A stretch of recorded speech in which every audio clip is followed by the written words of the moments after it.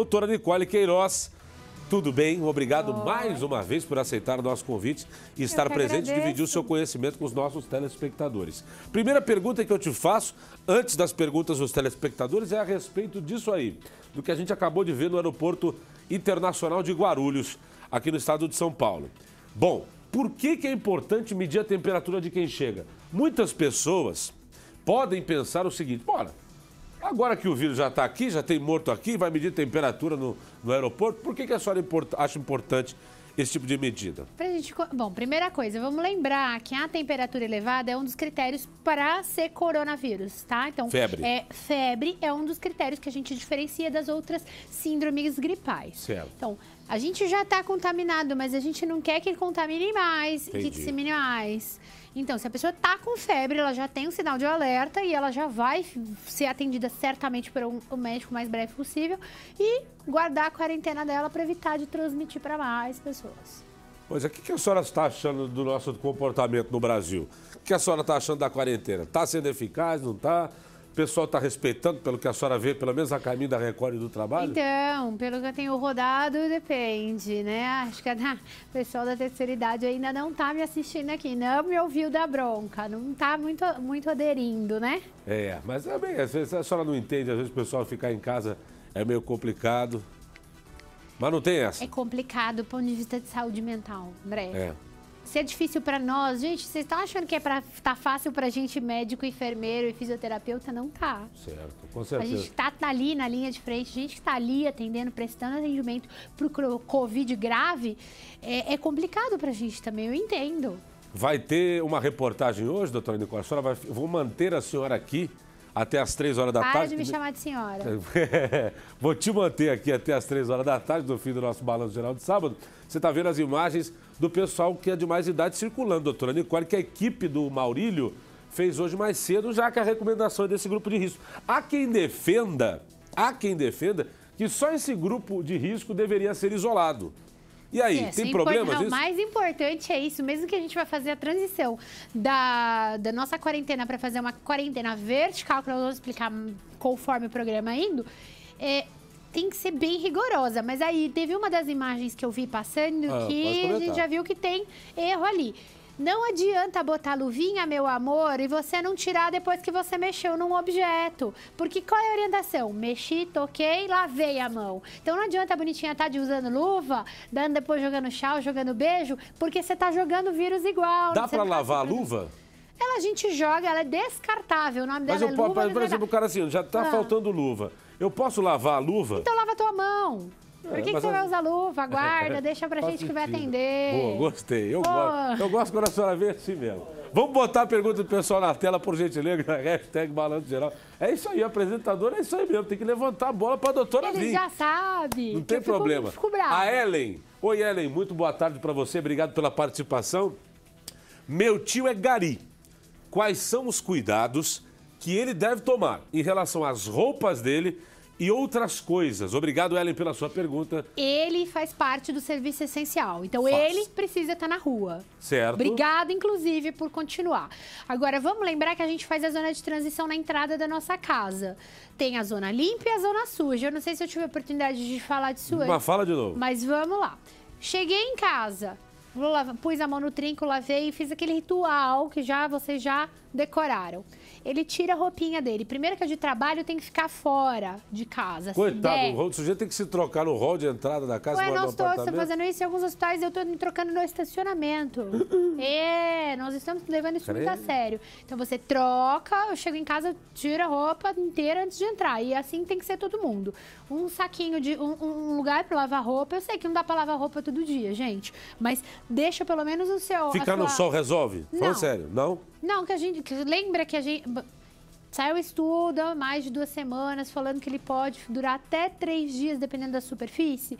E a gente não tem mas isso é no aço inox, a gente não sabe do tecido. Mas a gente não tem um consenso do tecido e qual a temperatura que vai matar ele. Entendi. A gente lava. Lavar, até agora, a nossa orientação é que lavar resolve. E deu uma orientação, vamos lá, já que não dá pra lavar todo dia, eu tô raciocinando agora. Deixa no cesto. Mas dá pro cara pendurar a roupa de gari e borrifar com alguma coisa? A roupa de gari, como eu uso o meu jaleco, eu deixo no carro pra não entrar em casa. Se ele puder dobrar e deixar num saco na porta de casa, é melhor. Não dá pra borrifar, pra deixar na sacada ou no quintal, Isso, penduradinho? espalhando coronavírus pra todo Não, mundo. guria, mas ele não salta, né? Não, mas você lembra que é O vírus não salta da roupa pra gente. Era só, bate um vento.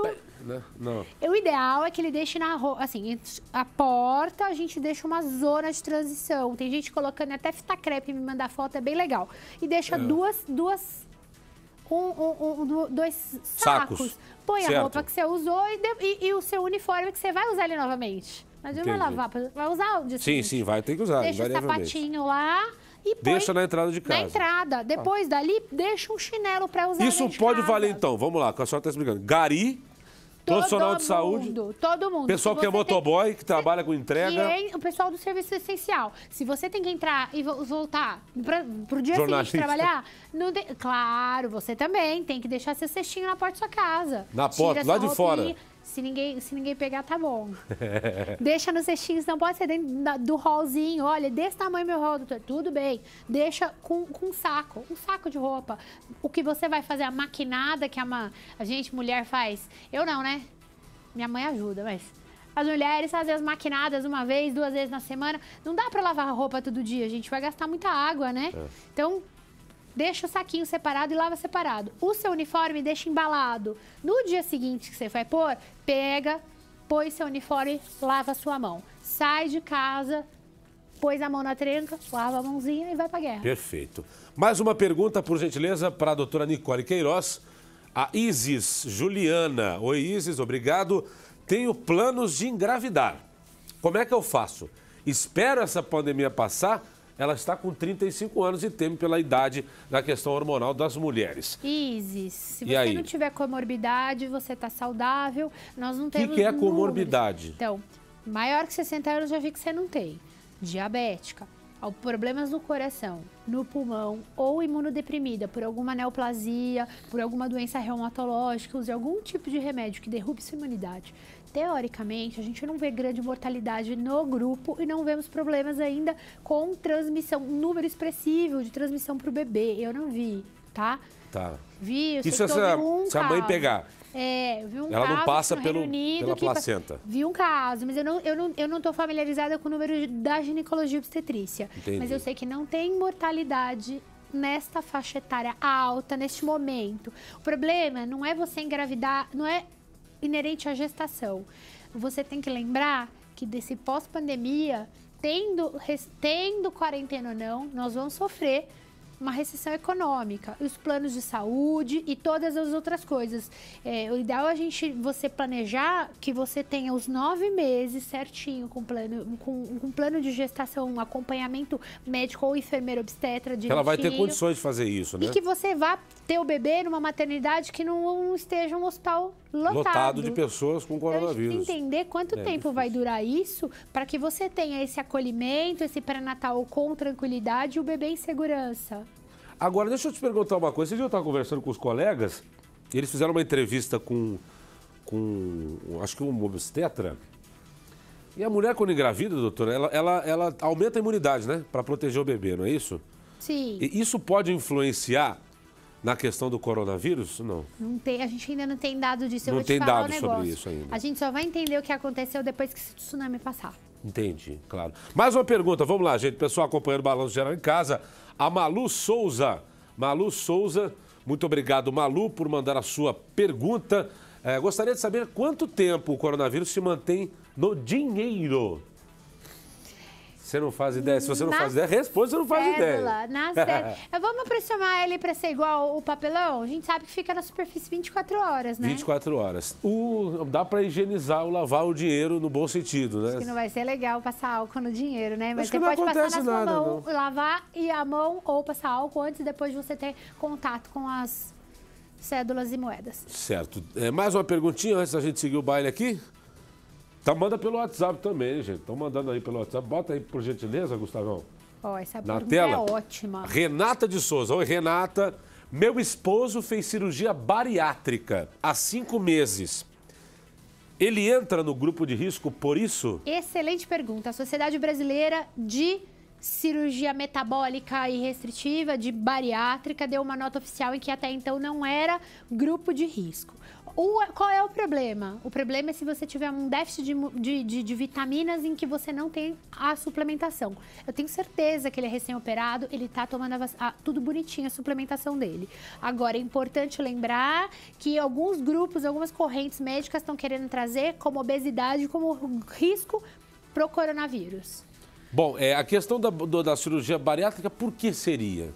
Porque quando a gente faz, existem duas formas em que você a redução do estômago, grosseiramente falando. Ou você alterações metabólicas quando você mexe na alta intestinal. O cara comer menos. Não só isso, eu posso mexer no trânsito intestinal. E a gente sabe que o intestino é sua imunidade, né? Você tem imunidade através do intestino. Células de imunidade. Então, por isso que eles querem relacionar a obesidade com um fator de risco. Porque quem é gordinho está inflamado cronicamente, tem uma defesa diferente. Quando eu faço a bariátrica, você muda o status, né? Do corpo, baixando o peso, desinflama. Só que a questão é da absorção das vitaminas, que são essenciais para a manutenção da cascata de imunidade, de formação das células. Então, o que ela quer saber é se ele... Pergunto, ele está desnutrido grave? Certamente não. 5 meses de cirurgia tão somente, ele está sendo acompanhado, deve estar tomando as vitaminas dele, então... a chance, ele não é grupo de risco. Vem cá, esses complexos vitamínicos que vendem na farmácia, eu não vou dizer o nome comercial aqui para a gente não se complicar, mas aquelas pílulas de vitaminas que protegem, que promete a proteção e aumenta a imunidade, funciona aquilo? É recomendável? Para esse caso em si, não. Mas para o pessoal em geral? A gente recomenda a vitamina para quem não faz alimentação de forma adequada. Todo mundo que come seja, a maior parte da feijão, população. Proteína, come verdura e não precisa tomar o complexo. Toma quem tem restrição, como quem é bariátrica. Dá mais uma pergunta aqui, mais uma pergunta de telespectadores. Tica, gostaria de saber se algum tipo específico de exame de sangue poderá acusar que a pessoa teve Covid-19, no caso da doença, não apresentar sintomas. Nós temos 2 pontos. Primeiro que a gente faz o teste molecular através do suave nasal e suave é o cotonete que a gente coloca no nariz e na boca. Esse é o primeiro ponto, mas eu não posso falar para você que o exame do sangue não vai alterar, mas altera em todas as doenças. Então a gente sabe que a alteração de linfócito no hemograma já é uma pista para o médico. Pode vir alterações em proteínas inflamatórias que nós médicos pedimos e alteração de coagulação. Então, falar que não dá para eu ter uma pista, eu não posso te dizer. Mas o teste certeiro ainda é o cotonete. Maravilha, doutora. Já já você volta a falar mais sobre isso, até porque eu quero que você acompanhe essa notícia aqui comigo. Nunca se falou tanto de hidroxicloroquina neste país.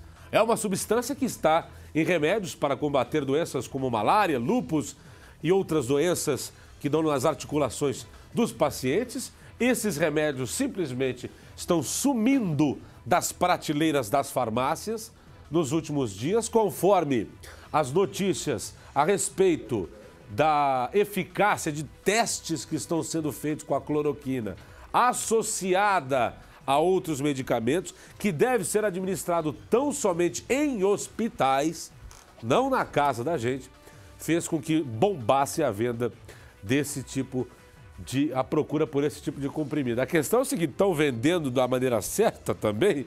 O sujeito procurar é uma coisa, levar para casa é outra.